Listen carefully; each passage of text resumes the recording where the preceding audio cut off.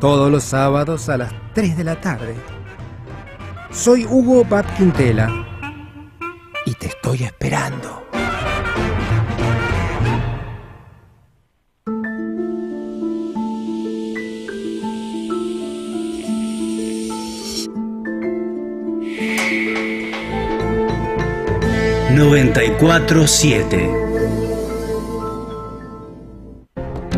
El Observatorio del Trabajo, el programa de investigación social pionero del trabajo y el empleo.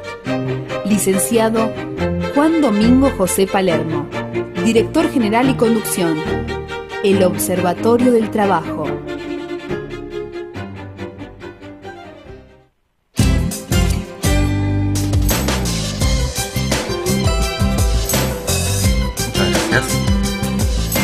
Bueno, empezamos un programa más del Observatorio del Trabajo, este programa de investigación social sobre el trabajo y el empleo, que le brindamos cada martes de 20 a 21, ya estamos en nuestra temporada 9, y hoy es un día muy especial, porque hoy es el Día Internacional del Trabajo.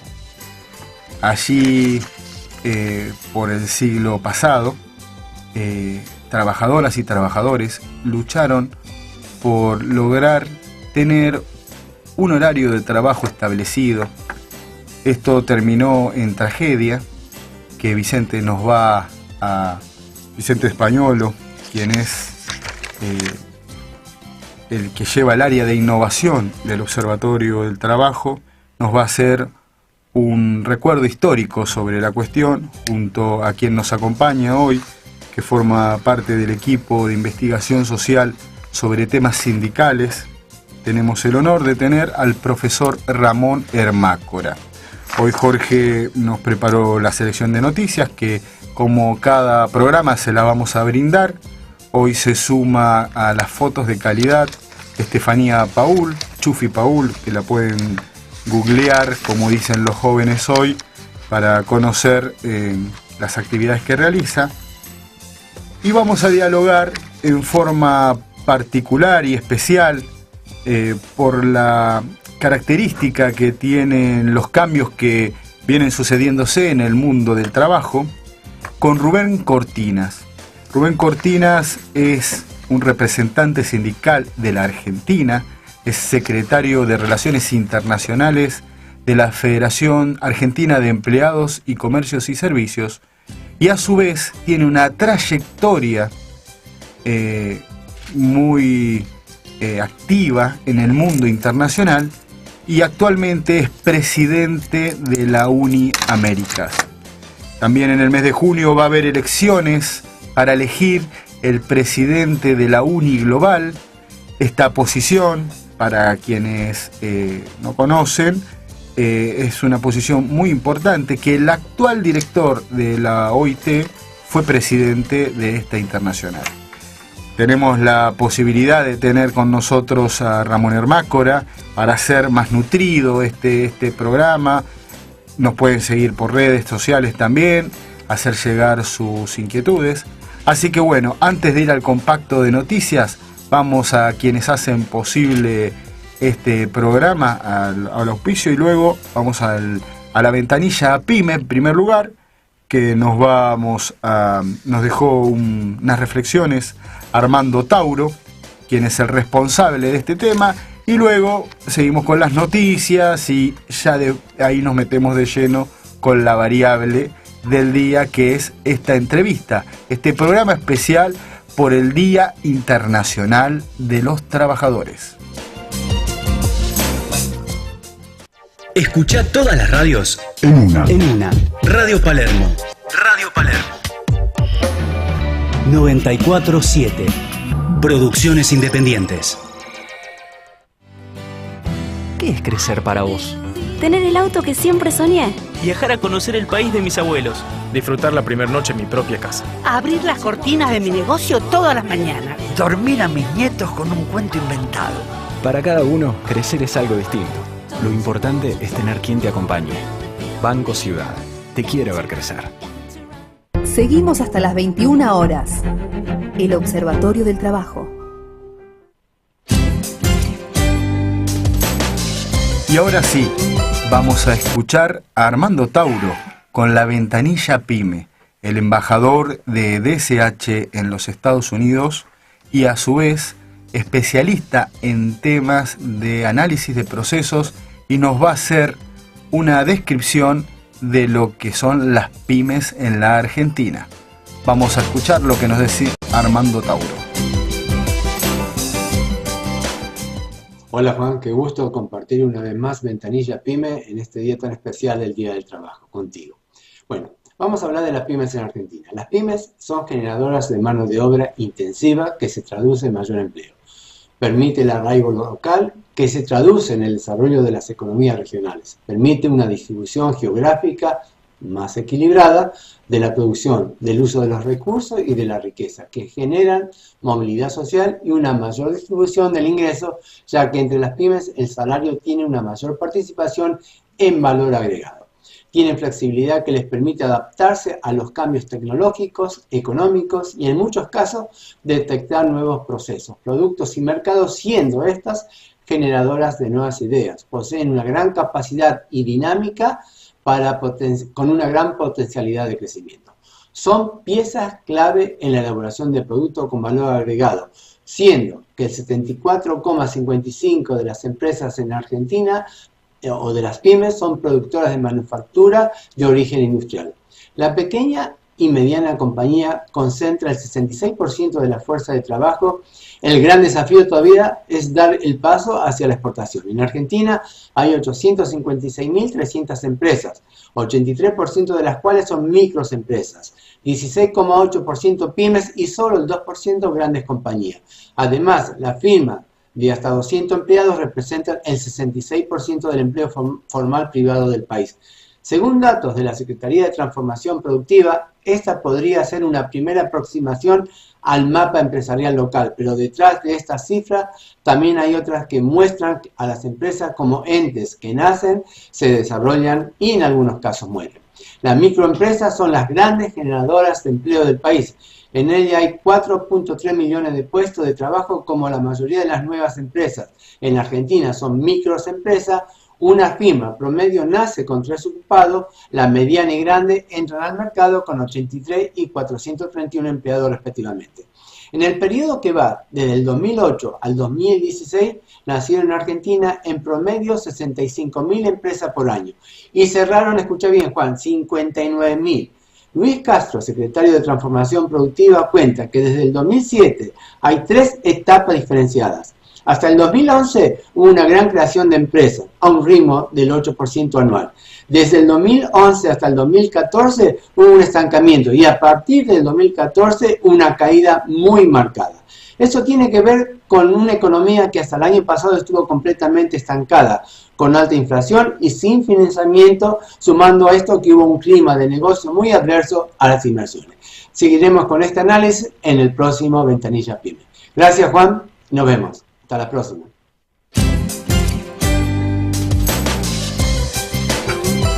Bueno, acá Armando Tauro nos hizo una descripción de las pymes y recuerden que pueden escribirnos a jdpalermo@elobservatoriodeltrabajo.org y ahí pueden consultar acciones que pueden ser beneficiosas para sus estructuras en pymes en cualquier área de proceso.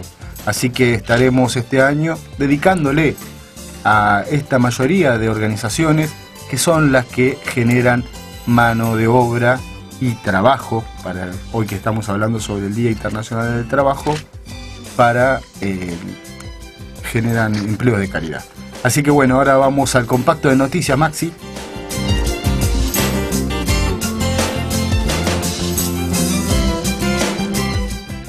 De lunes a lunes, día tras día, para que estés enterado de las noticias más destacadas del trabajo y el empleo, te presentamos Compacto de Noticias.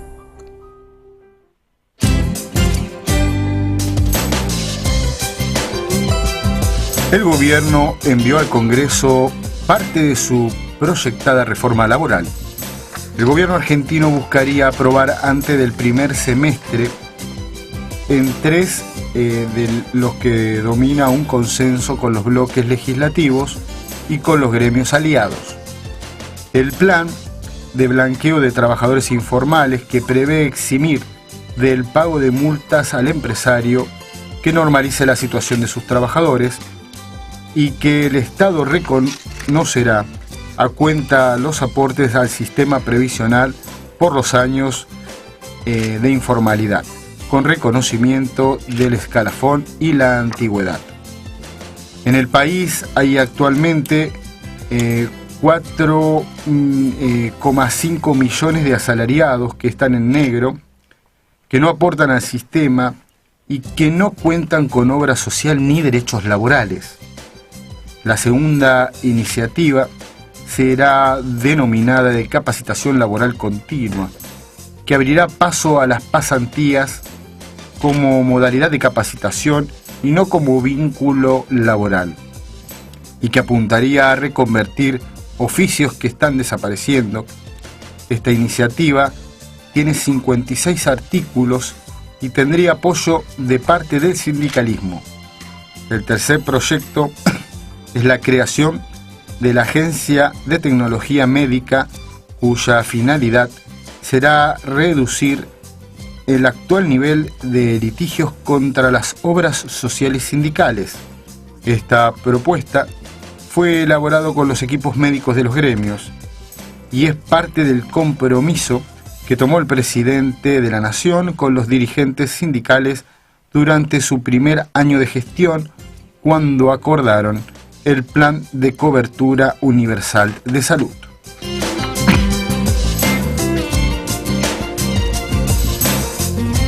Incertidumbre en el sector inmobiliario y en tomadores de créditos hipotecarios.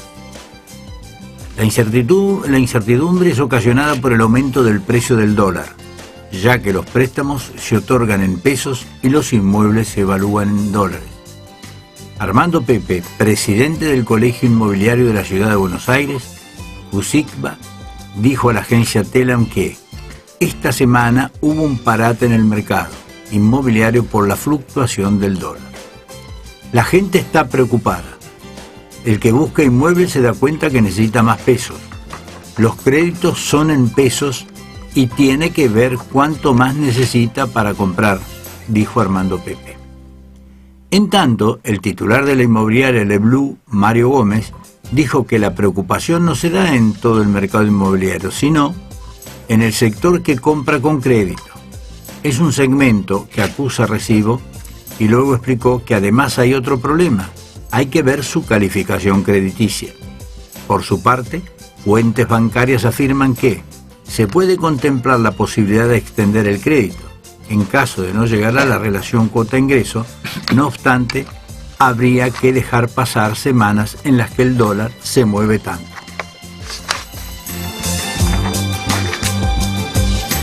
$60.000 puestos de trabajo del circuito de reciclado en peligro.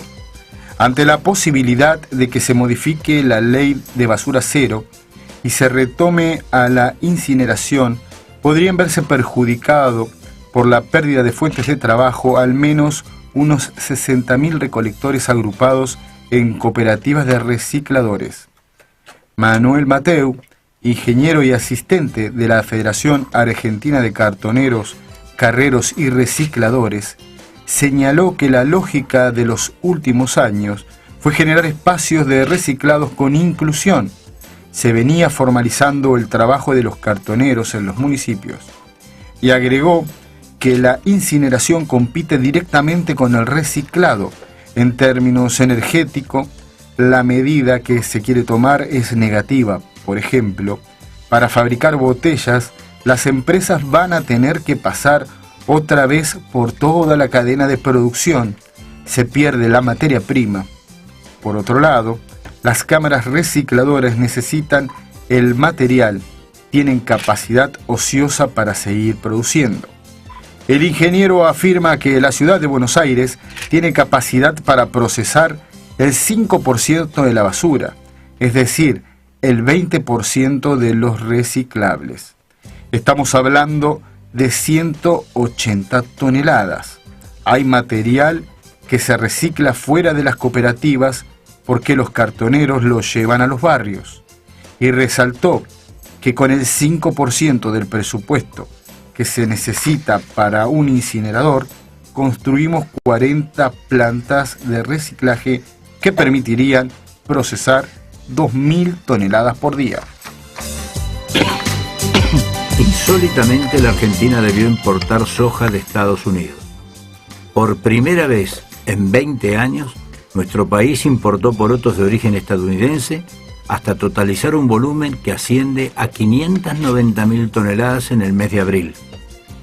La razón es la falta de mercadería en el mercado interno, que complica a las plantas que producen harina y aceite, ya que por los problemas hídricos hubo un derrumbe de casi 17 millones de toneladas de soja respecto de las previsiones iniciales.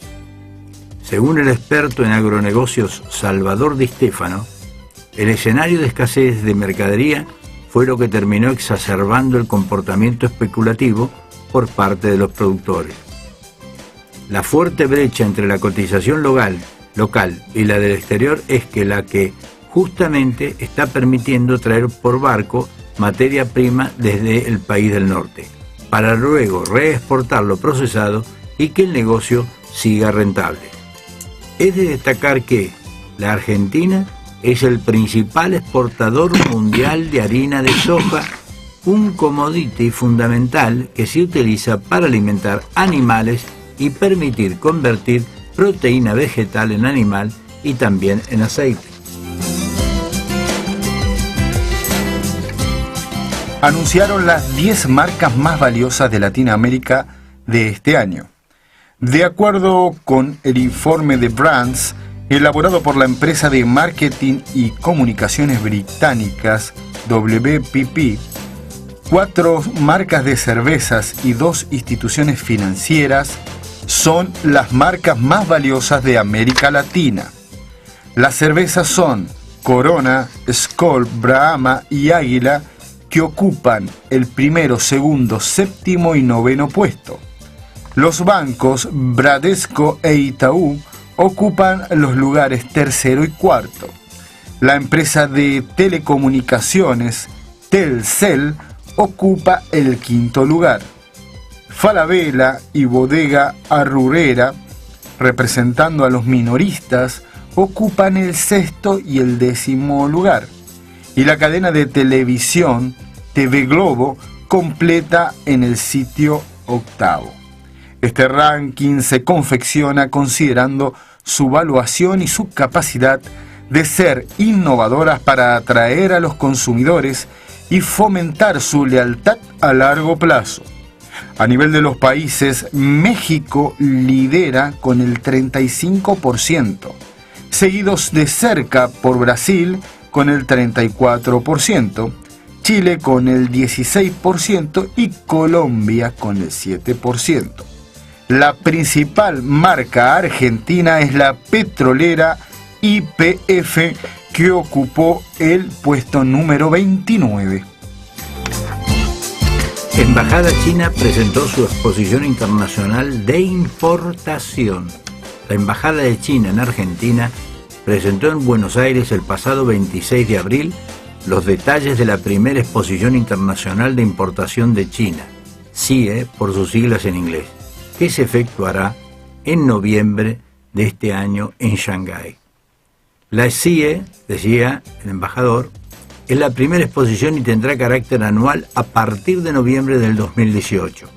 Es producto de una gran decisión que toma el gobierno chino para profundizar la reforma y la apertura y expandir la importación, dijo el embajador Yan Wanming. Y enfatizó el diplomático que es una iniciativa sin parangón en la historia del comercio internacional y tiene por objeto abrir proactivamente el mercado y compartir con el mundo las oportunidades y dividendos que nos trae la apertura. El embajador Wanming describió la CIE como una oportunidad para que los empresarios argentinos consigan una cuota importante de las importaciones de China, que en los próximos 5 años ascenderán a más de 10.000 billones de dólares. 10.000 billones de dólares. Tras mencionar que el langostino, la carne vacuna, El vino y el calamar son algunos productos argentinos de calidad premium que llegan cada vez más a las mesas chinas. Yang afirmó que la CIE es una oportunidad para aumentar nuestra cooperación comercial que no podemos desaprovechar. Antes de terminar el compacto de noticias, les quiero comentar, y nos va a contar con exactitud el profesor Ramón Hermácora, director del INCASUR, que están mañana iniciando un curso de formación para dirigentes sindicales. Ramón, contanos un poco de este curso. Bueno, buenas noches, Juan Domingo, buenas noches a la audiencia. Sí, precisamente en la programación de formación de líderes sindicales y políticos de este año se inicia mañana un curso de tres miércoles en el horario de 17 a 21 sobre legislación laboral, que tiene que ver precisamente con lo que recién acá vos mismo decías sobre la reforma laboral que se viene, en donde nuestros compañeros abogados del equipo del INCASUR van a presentar precisamente lo que es hoy la legislación y también todo lo que se quiere reformular. ¿A quién va dirigido este curso, Ramón? Va dirigido a delegado, a cuadros y a dirigentes. Ok, ¿y para inscribirse todavía hay tiempo? ¿O sí, ya está? Sí, hay tiempo hasta el momento que empiece el curso, que será mañana a las 17 horas. Pueden llamarnos al celular 15 49 17 12 08 o ir directamente al INCASUR unos 15 minutos antes en la calle Alberti 36, a unos 30 metros de la avenida Rivadavia en 11. Bueno, muchas gracias, Ramón Hermácora. A aquellos líderes que están con interés en formarse en el tema sindical pueden asistir al INCASUR o llamar al teléfono que Ramón aquí nos brindó. Así que después lo vamos a estar pasando mañana el programa, así que hay tiempo todavía para que lo vuelvan a escuchar. Así que bueno, con esta noticia damos por culminado el compacto de noticias. Y Maximiliano Perel, ¿qué te parece si ya ponemos la tanda de la radio? Así nos queda el tiempo para desarrollar una introducción sobre este programa especial, sobre el Día Internacional del Trabajo y esta entrevista que vamos a hacer junto a Rubén Cortina, presidente de UNI Américas, donde nos va a comentar qué están haciendo desde el sindicalismo para afrontar los retos sobre el futuro del trabajo.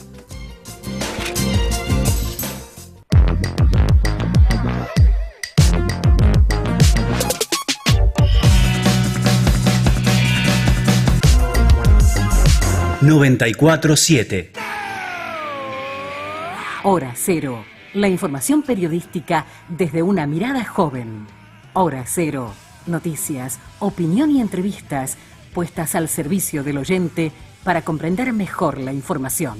Hora Cero, con Pablo Fernández Blanco y su equipo. Lo mejor de la gráfica en formato radial, todos los jueves de 13 a 14. Hola, soy María Eugenia Alonso Piñeiro y los invito a compartir Punto de Impacto. Voy a trabajar para que haya reglas parejas para todos. Los miércoles de 16 a 17. Ni le vamos a poner palo en la rueda al gobierno, pero tampoco le vamos a dar un cheque en blanco. Con la política, economía, actualidad, los temas candentes y los personajes del momento. Porque ahora todos hablan de diálogo y de consenso. Todos los miércoles. Porque sé quién es el original, humildemente, quien te habla. De 16 a 17, Punto de Impacto.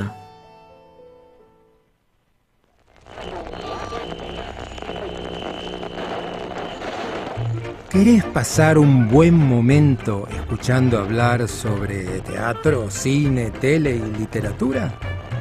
El Gato en la Ventana. También nos gusta entrevistar a gente del mundo artístico y escuchar música de todos los tiempos. El Gato en la Ventana. Todos los sábados a las 3 de la tarde. Soy Hugo Bat Quintela y te estoy esperando.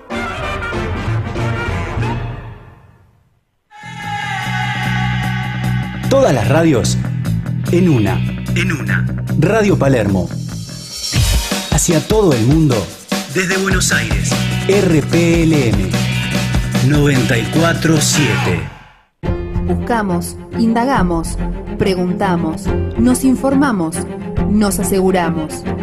El Observatorio del Trabajo presenta la entrevista del día. Bueno, ha llegado el momento esperado, este diálogo que vamos a mantener con el presidente de la UNI Américas, como ya les presenté al iniciar el programa, Rubén Cortina, que además es secretario de Relaciones Internacionales de uno de los gremios más grandes en cantidad de afiliados y también tiene grandes dirigentes, avesados, responsables, que tienen trayectoria y también gente joven que se va nutriendo. Ahí está en la Federación de Empleados de Comercio como secretario de Relaciones Internacionales. Así que, en primer lugar, vamos a hacer una breve introducción sobre qué es el Día Internacional del Trabajo, Vicente Españolo, y ya nos metemos en este diálogo junto con Rubén Cortina. Rubén, primero hacemos una introducción, si te parece bien, de Españolo, del licenciado Españolo, junto a Ramón Hermácora, y luego te sumás a este diálogo que queremos sacarte jugo para ver cómo se afronta desde UNI, desde el sindicalismo a nivel internacional, los retos que tiene el futuro del trabajo. Bueno, perfecto. Vicente Españolo.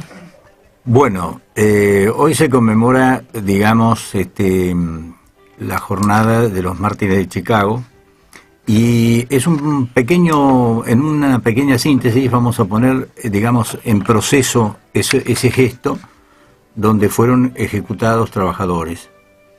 En 1829 se formó un movimiento para solicitar a la legislatura de Nueva York la jornada de 8 horas. Había una ley ya en Estados Unidos que no se podía trabajar más de 18 horas, con una salvedad, salvo caso de necesidad.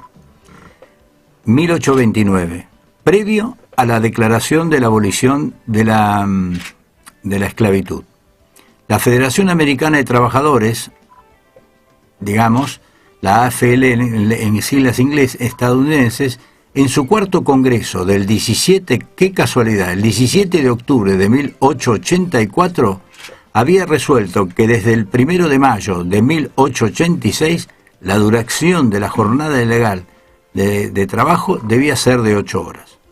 En 1886, el presidente Andrew Johnson promulgó la ley que ingresó estableciendo las 8 horas. Al poco tiempo, 18 estados promulgaron las leyes de jornada de máxima de 8 horas o 10 horas, con las cláusulas que permitía entre 14 y 18. La ley Ingersoll no se cumplió y los sindicatos declaran huelga el 1 de mayo de 1886. En Chicago la única fábrica que trabajaba era la McCormick, que era de maquinaria agrícola, que estaba en huelga desde el 16 de febrero de 1886. Se mantenía a base de rompehuelgas. A la salida de las rompehuelgas hablaba el anarquista August Pierce. Se enfrentaron con los que salían y la policía reprimió a tiros, muriendo 6 trabajadores y muchos heridos. Adolf Fischer, redactor de Arbeiter Zeitung, imprimió y describió los hechos. Este texto se usó como prueba para condenarlo a muerte. El 4 de mayo de 1886 se convoca a las 4 horas, digamos, el acto, que después en Hyde Market Square, con permiso del alcalde Harrison, que asistió al acto para garantizar seguridad de los obreros, que se hizo a las 19:30. Terminado el acto, muchos obreros siguieron en el lugar, pero como molestaba, el inspector de policía John Banfield consideró que debían retirarse y con 188 policías uniformados avanzó reprimiendo. De pronto estalló un artefacto entre los policías, mató al oficial Degan e hirió a otros. La policía abrió fuego e hirió infinitos obreros, se declaró el estado de sitio, se encarceló a obreros, se los torturó, allanaron y encontraron armas. El 21 de junio de 1886 se inicia el juicio contra 31 responsables, entre comillas. Luego se redujo a digamos, a unos 10. Y los 5 condenados, que se restringió a 5 porque les modificaron las condenas a los otros, fueron y condenaron a su muerte George Engel, alemán, tipógrafo, 50 años. Y es conveniente nombrarlos porque hoy disfrutan de muchos de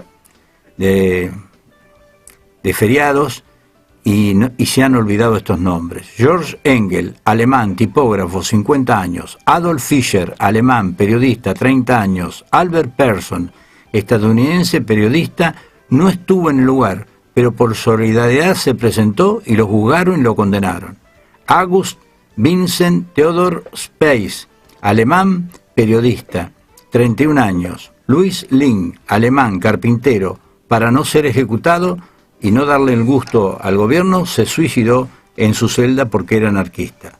Spice grita antes de ser ejecutado: la voz que vais a sofocar será más poderosa que en el futuro que cuantas palabras pudiera yo decir ahora. Evidentemente, este movimiento, digamos, generó la revolución social, una de las revoluciones sociales más importantes. Las 8 horas de trabajo. Qué importante, profesor Hermácora, tiene algo ahí para agregar, lo veo que se estaba saliendo de la silla. Qué contradicción, ¿no? Hoy en la ciudad de Chicago, en donde también hay una cierta reactivación industrial, hay industrias, fábricas en todos lados, hasta en el centro de la ciudad. En el lugar donde fueron ejecutados estos trabajadores, estos dirigentes, no existe un solo monolito que los recuerde, que diga algo sobre esta revolución, como bien acaba de decir acá el amigo, y es en el único país del mundo en donde hoy no se celebra el Día del Trabajador. El Día del Trabajador en Estados Unidos y en Canadá.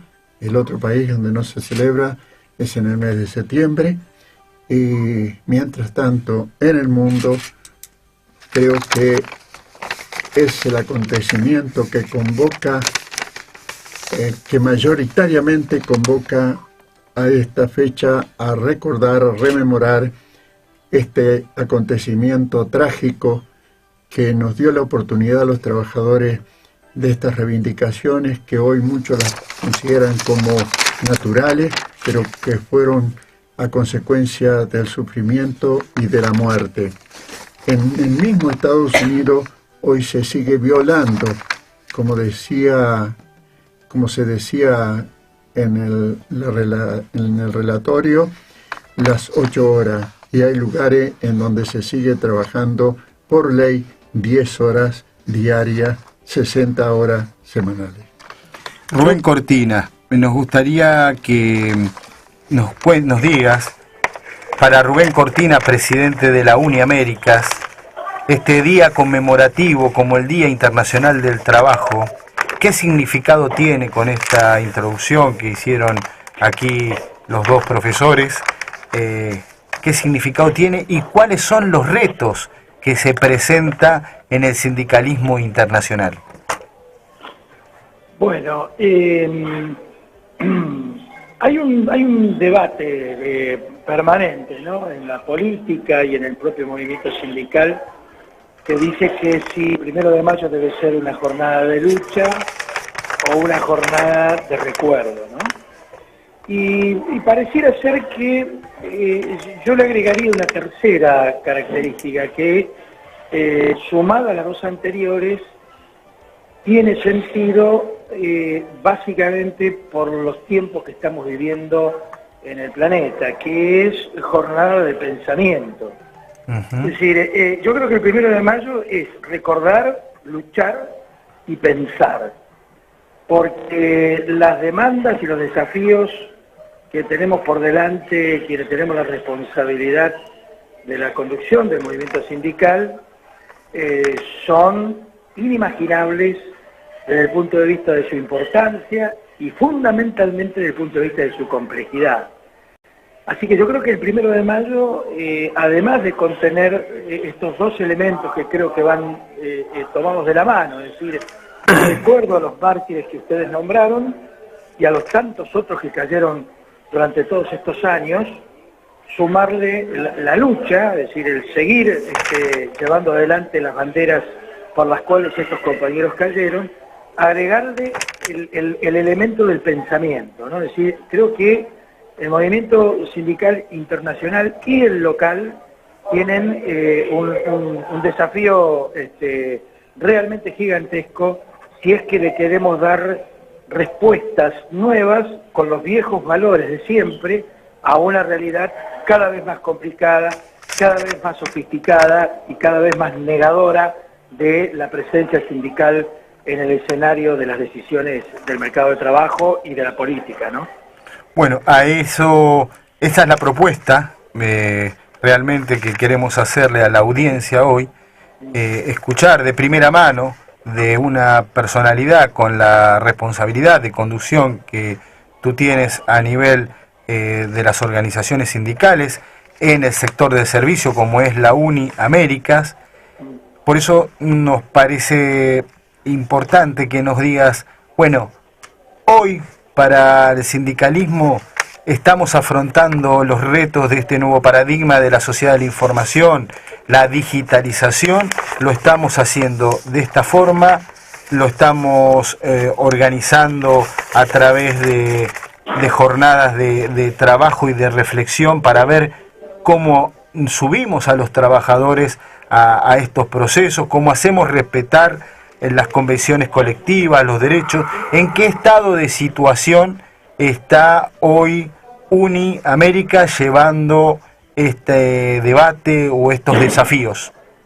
Mira, por un lado, nosotros hemos hecho en los últimos 5 o 6 años un trabajo muy interesante de sindicalización y crecimiento sindical en países de la región que, no obstante tener una cultura y una tradición sindical, han sido muy golpeados por las dictaduras militares o por los gobiernos básicamente orientados hacia la economía neoliberal y que no tuvieron la suerte de tener gobiernos de índole, yo diría, popular, como hemos tenido nosotros en Argentina, en Brasil, en Uruguay, y por lo tanto a los movimientos sindicales locales se les ha hecho muy cuesta arriba.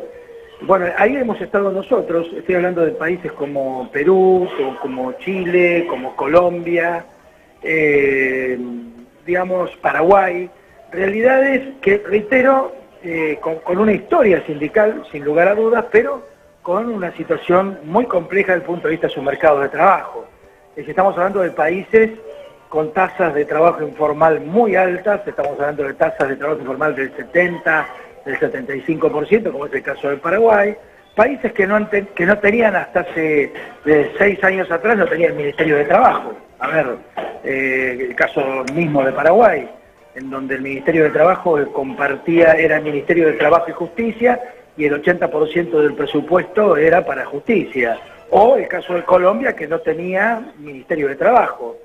Es decir, realidades de una enorme informalidad, como el caso peruano, por ejemplo, donde el fujimorismo dejó un tendal de organizaciones sindicales destruidas, dirigentes echados de sus lugares de trabajo, compañeros que intentaron crear organizaciones y fueron despedidos sin ningún tipo de prurito. Es decir, una realidad sustancialmente distinta a la que podíamos mostrar en Brasil, en Argentina, en Uruguay, una realidad sustancialmente distinta. Así que en todos estos países nosotros hemos hecho toda una tarea de sindicalización que ha arrojado que en el transcurso de los últimos 4 años la UNI aumentara en aproximadamente 100.000 afiliados su número precedente. Y además hemos estado en realidades sumamente complejas desde el punto de vista de los derechos humanos, como es el caso de Colombia, en donde en el término de 12 años han matado alrededor de 2.000 dirigentes sindicales. Entonces, eso por un lado. Y al mismo tiempo empezar a debatir y a discutir esto que usted mencionaba, que tiene que ver y que está relacionado con la cuarta revolución tecnológica que estamos atravesando, que es una cosa que nuestro sindicato global, la UNI, ha puesto sobre la mesa de discusión ya hace 2 o 3 años atrás. Somos uno de los pocos sindicatos globales que realmente ha tomado este tema con mucha fuerza, porque la innovación tecnológica en ciernes básicamente impacta sobre la economía de servicios, que es centralmente nuestra representación viene de los sindicatos de servicios. Entonces hemos empezado a estudiar los temas de la inteligencia artificial, las aplicaciones tecnológicas, las nuevas empresas que son las aplicaciones tecnológicas, el comercio electrónico y los impactos que todo ello tiene sobre los trabajadores. Además de la consabida ola de desempleo que habitualmente generan estas revoluciones tecnológicas a lo largo de la historia de la humanidad. Así que más o menos yo les diría que nosotros hemos estado llevando adelante estas dos cuestiones, no en forma sencilla, en forma muy compleja. Hay que viajar, hay que estar presente, hay que dar una mano a los sindicatos en formación. No todas las realidades de América Latina son igual que la realidad argentina, en donde usted, como digo yo en un escrito, se baja en un avión en Ezeiza y le dice al chofer del taxi, me lleva a la CGT, y el chofer, sin preguntarle la dirección, lo lleva a Independencia de Azopardo. Claro. O sea, es un tema cultural muy fuerte que tenemos en Argentina, ¿no? Usted dice, me lleva a la CUT de Perú, y el muchacho que lo lleva no sabe si le está hablando de una marca de dentífrico o de cualquier otra cosa. Claro. Entonces, esto se lo digo para graficar las dificultades de penetración no es la palabra, pero digo de implantación cultural de una estrategia de desarrollo sindical en estos países, ¿no? Sí, adelante. Los hombres primero. Hola, Rubén. ¿Cómo te va, Ramón? Muy bien. Bueno, te vi a la CGT recién, así que acá a través del programa también queremos reivindicar algo de lo que se dijo allí. A mí me gustó mucho ese final de Dilma que dijo, además de gritar Lula libre, digamos también que Lula es inocente, ¿no? Sí, claro. Me parece.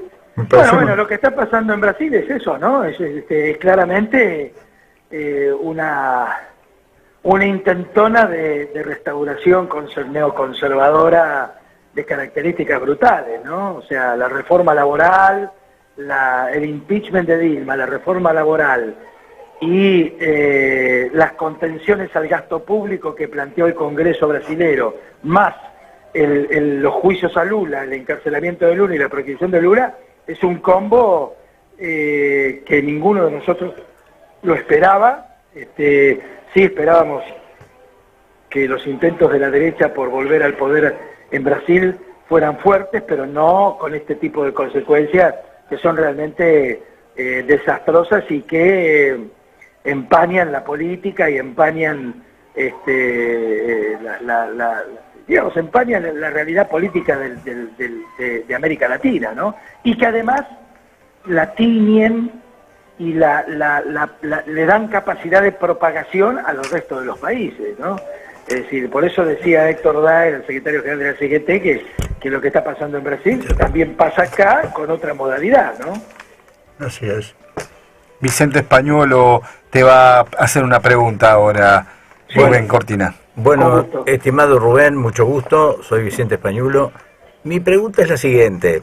Lo que dijo usted respecto al enfoque que está teniendo el sindicalismo con respecto a la cuarta revolución industrial. Digamos, la mirada con lo que están, digamos, viendo esto, ¿la están focalizando en atacarla o para comprenderla?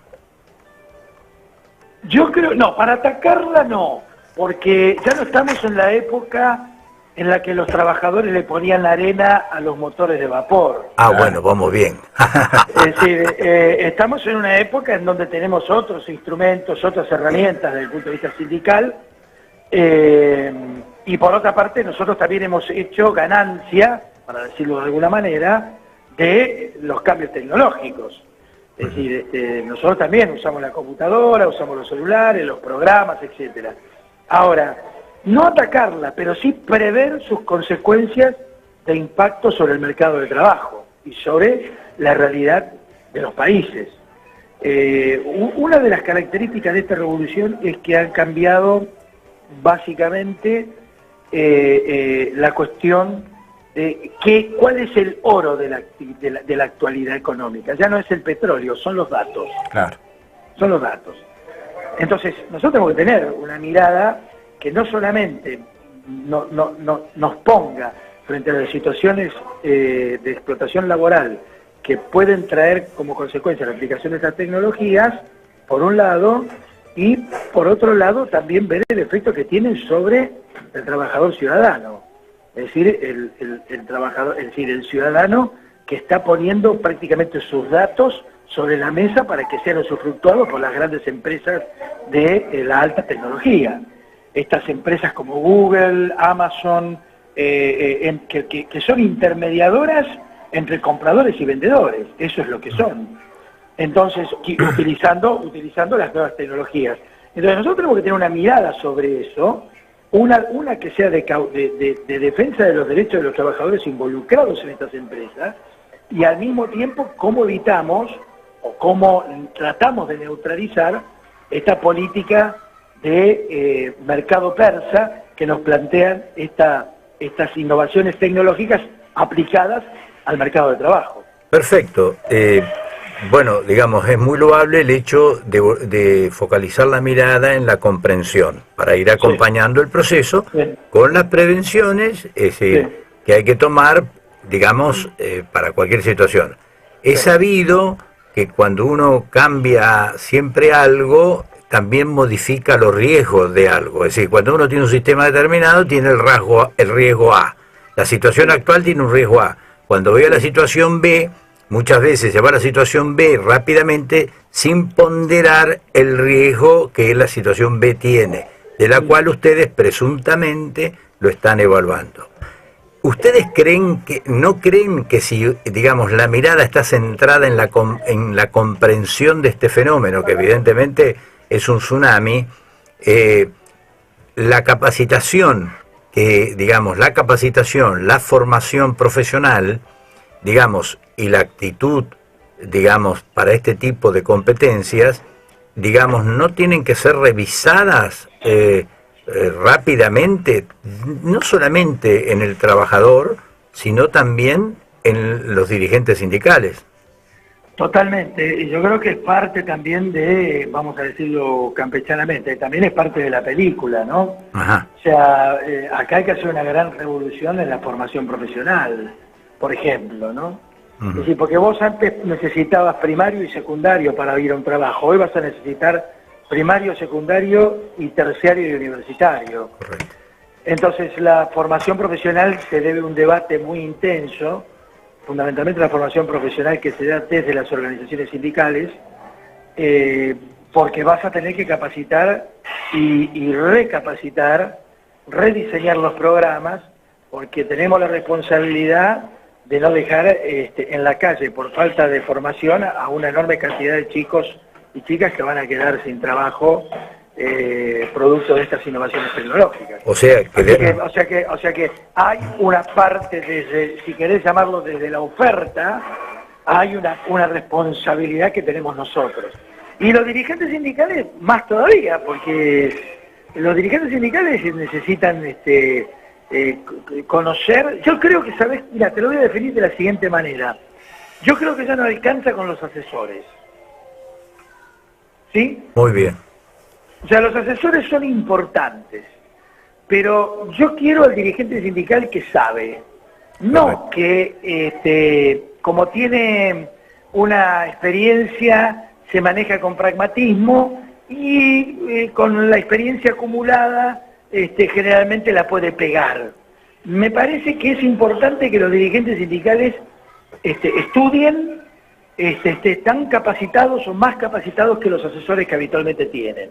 Correcto. Entonces te estoy dando un dato que pienso yo que resume la necesidad urgente de los dirigentes sindicales de estudiar todos estos temas, pero estudiarlos profesionalmente. A ver, no hay ninguna contradicción entre un dirigente sindical representativo de su base y que al mismo tiempo tenga las capacidades de estudio, de investigación que tiene que tener un dirigente sindical hoy día con el nivel de demandas que tiene, ¿no?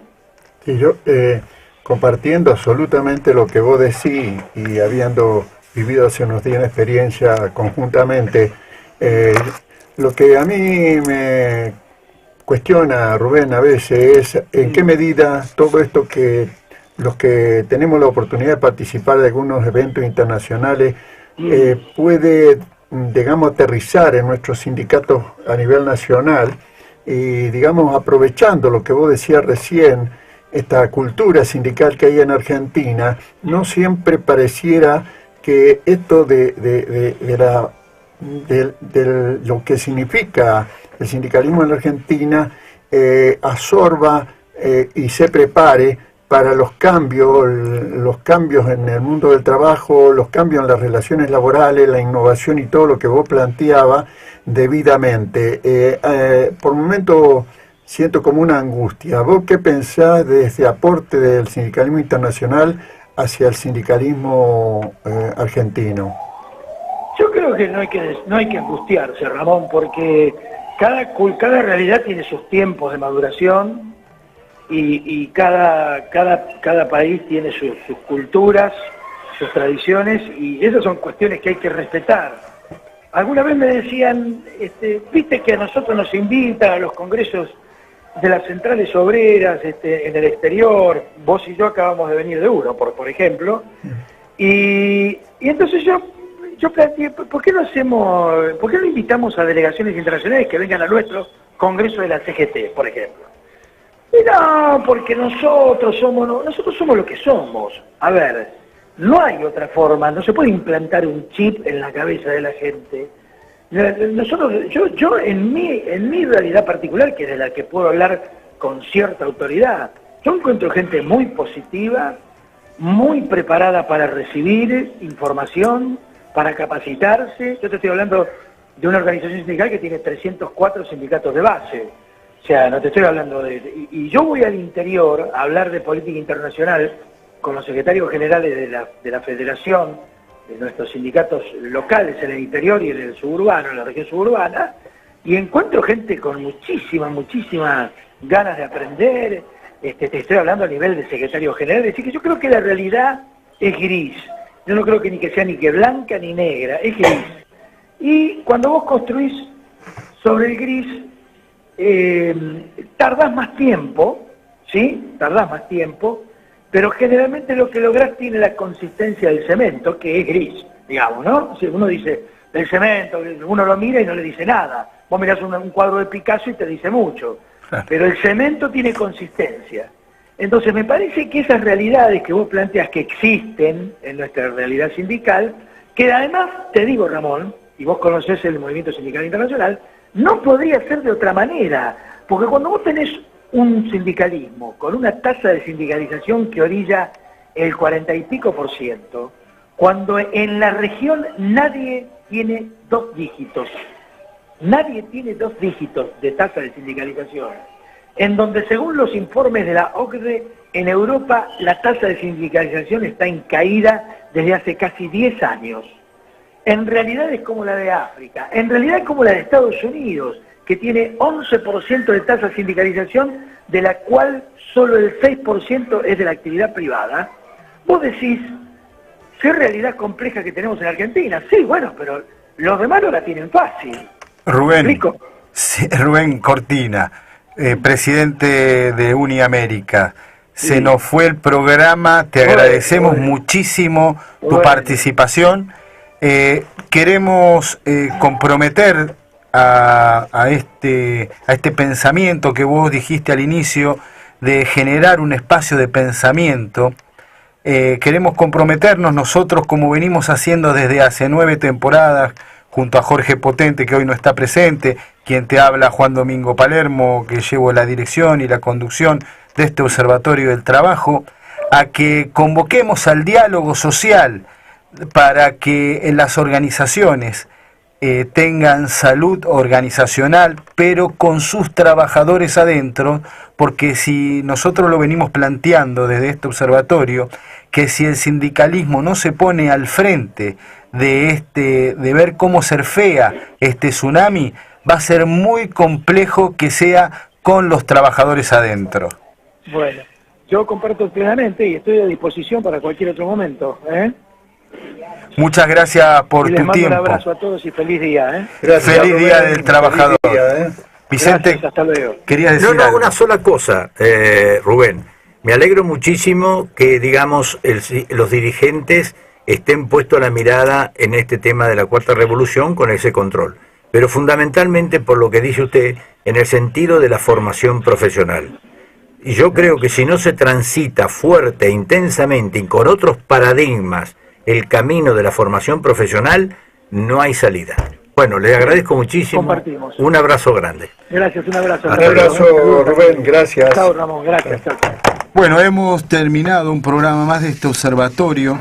Gracias a Franco Palermo en la asistencia de producción, a Maximiliano Perel, que siempre hace un esfuerzo extra para que nosotros podamos tener una comunicación de calidad para hacerles llegar a ustedes este tipo de propuesta. Gracias, profesor Hermácora, por sus aportes de estos importantes líderes del sindicalismo argentino que están liderando también el nivel internacional. Gracias, Estefanía Paul. Gracias, Jorge Potente, por el compacto de noticias. Gracias a vos, Vicente Españolo.